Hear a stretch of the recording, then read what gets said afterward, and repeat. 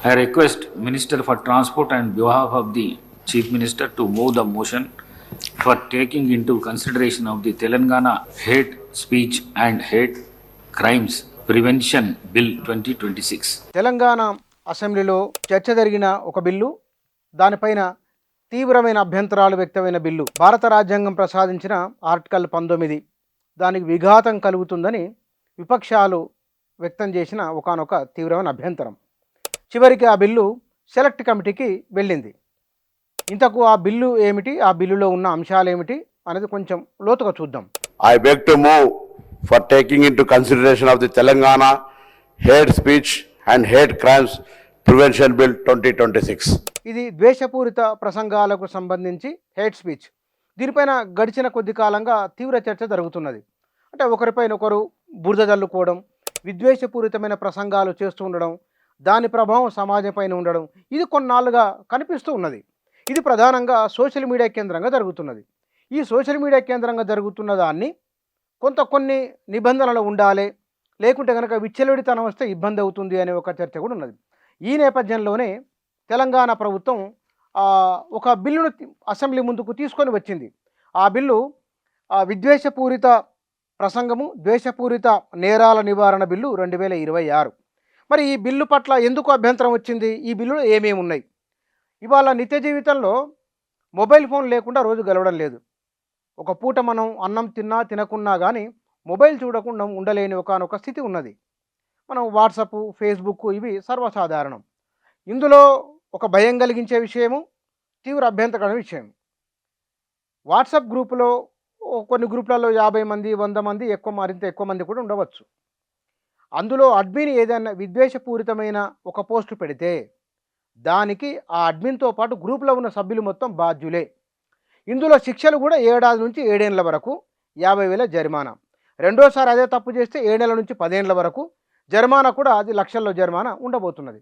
మరి ఇంత కఠినంగా ఉంటే గనక రాజకీయంగా ఒకరిపైనొకరు ప్రతీకారం తీర్చుకోవాలని కక్షపూరిత రాజకీయాలకు పాల్పడే ప్రమాదం కూడా లేకపోలేదు అనే ఒక అభిప్రాయం కూడా వ్యక్తమైంది. ఇంకా ఆ బిల్లులో ఏమేమి ఉన్నాయనేది ఒకసారి చూద్దాం మనం.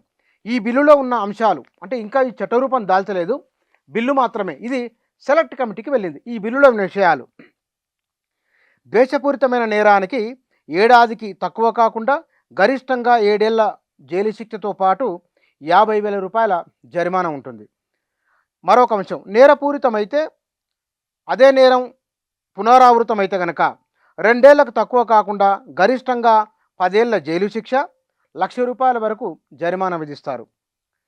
ఇంకో విషయము, విద్వేష ప్రసంగం వల్ల బాధితులకు భౌతికంగా లేదా ఆర్థికంగా జరిగిన నష్టం తీవ్రతను అంచనా వేసి పరిహారం చెల్లింపు. ఇంకోటి, ఫస్ట్ క్లాస్ మెజిస్ట్రేట్ ఈ కేసుల్లో విచారణ చేస్తారు, బెయిల్ ఇవ్వడానికి అవకాశం ఉంటుంది.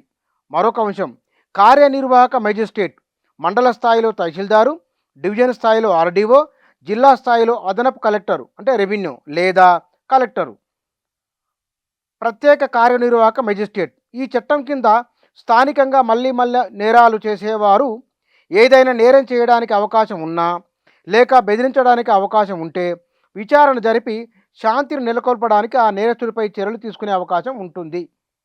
మరోటి, ఎవరైనా వ్యక్తి తనకు తెలియకుండా నేరం జరిగిందని లేక ఆ నేరం జరగకుండా నివారించడానికి తాను తగినంత జాగ్రత్త తీసుకున్నారని నిరూపించుకుంటే ఆ వ్యక్తిని శిక్షించడానికి వీలు లేదు. ఇంకోటి, రాష్ట్ర ప్రభుత్వం ఈ చట్టం కింద నియమించే అధికారికి ఎలక్ట్రానిక్ మీడియాలో లేదా ఏదేని సంస్థలో విద్వేషపూరిత ప్రసంగం తాలూకు ప్రకటన ఉన్నా ప్రసారం అయినా దాన్ని తొలగించాలని ఆదేశించే అధికారం ఉంటుంది. ఈ చట్టం కింద నియమితులైన అధికారులు తీసుకునే చర్యలకు వ్యతిరేకంగా ఆ అధికారిపై ఎటువంటి కేసు కానీ విచారణ నిమిత్తం న్యాయపరమైన చర్యలు తీసుకోవడానికి కానీ వీలు లేదు. వాట్సాప్ గ్రూప్ అడ్మిన్ ఒక విద్వేష పోస్టు పెడితే ఆ గ్రూపులోని సభ్యులంతా దానికి బాధ్యులే. ఇది ఆ బిల్లులో ఉన్న అంశాలు. అంటే ఇక్కడ ఎవరైనా సరే నేరం తాను తప్పు చేయాలని నిరూపించుకోవాలి, అధికారి చర్యలు తీసుకునే స్వేచ్ఛ అనే అధికారం సంబంధిత వారికి ఉంటుంది అని చెప్తున్నారు మ్యాజిస్ట్రేట్.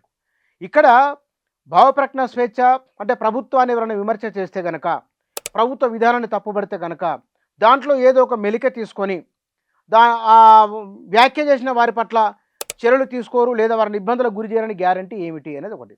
రెండవది, ఈ విద్వేషపూరిత ప్రసంగాల విషయంలో వారి వారి విశ్వాసాలకు సంబంధించిన, వారి వారి జీవితానికి సంబంధించిన, వారి వారి సాంస్కృతిక కోణాలకు సంబంధించిన అంశాలు సున్నితమైనవి.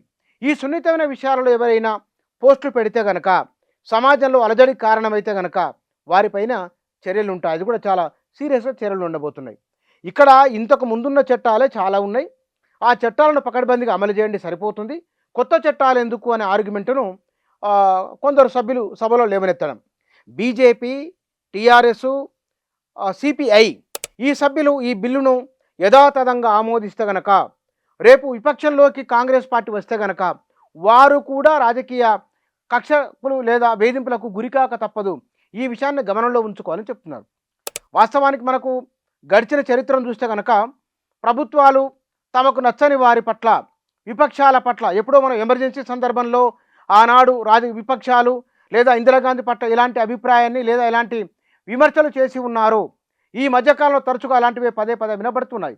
అది ప్రభుత్వ రంగ సంస్థల విషయంలో అయినా సరే, ప్రభుత్వ వ్యవస్థలు వ్యవహరిస్తున్న తీరు పట్లైనా సరే, అధికారంలో ఉన్నవారు ఆ తర్వాత విపక్షంలోకి వచ్చిన తర్వాత, విపక్షంలో ఉన్నవారు అధికారంలోకి వచ్చిన తర్వాత అక్కడ అధికారంలో ఉన్న పార్టీలు మారుతున్నాయి కానీ వారు చేస్తున్న ఆరోపణలు మారడం లేదు.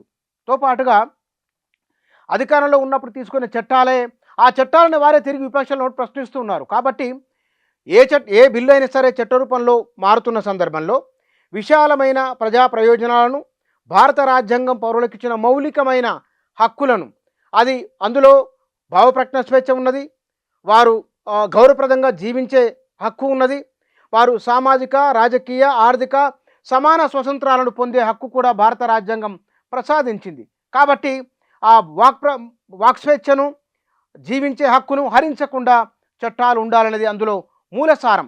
ఈ మూల సారాంశాన్ని లేదా భారత రాజ్యాంగ పీఠికను ఆ భారత రాజ్యాంగానికి విరుద్ధంగా పౌరులకు కష్టము నష్టము కలిగించే విధంగా ఆ చట్టం ఉండకూడదని విపక్షాలు చేసిన సూచన సెలెక్ట్ కమిటీకి వెళ్ళింది. దానిపైన అధ్యయనం తర్వాత ఆ బిల్లు ఎట్లా వస్తుందో చూడాలి. ఇప్పటికున్నది యథాతథంగా వస్తే కనుక పౌరులకు నిజంగానే ఇబ్బందికరమైన అంశంగా మారే సూచన లేకపోలేదు.